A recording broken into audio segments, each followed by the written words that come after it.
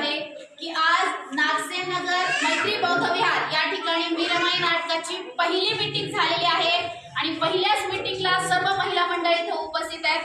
सगळ्यांनी माझे विचार ऐकून घेतले आणि माझ्या मीरामाई नाटकाला आवर्जून उपस्थित राहण्याची सर्वांना इच्छा व्यक्त केलेली आहे। तर उपस्थित सर्व महिला मंडळ आणि या मैत्री बौद्ध विहारचे जे कमिटी मेंबर असतील चव्हाण सरांचे आणि त्याचबरोबर सर्व कमिटी मेंबरचे आभार मानते की त्यांनी पहिली सुरुवात मला वाटतंय विदर्भातलं हे पहिलंच ठिकाण आहे की जिथून आम्ही पहिलं पाऊल तुमच्या विहारात ठेवलेलं आहे। तर असाच हा कारभार पुढे जात राहील। तुमच्या सगळ्यांचं प्रेम आशीर्वाद कौतुकाची थाप असू द्या। चव्हाण सरांनाही विनंती करते त्यांनी त्यांचे विचार मांडावे। त्यांचे मनापासून माझ्या आईचे 1000 रुपयाचं पहिलं तिकीट सरांनी त्यांच्या आईचं सगळ्यात पहिलं चव्हाण सरांच्या आईचं सगळ्यात पहिली VIP ची पास त्यांनी घेऊन आमच्या या धम्म कार्याला सहकार्य केलेलं आहे। खऱ्या अर्थाने मी कौतुकाची थाप माझ्या समाजाची खूप धन्यवाद। Thank you so much.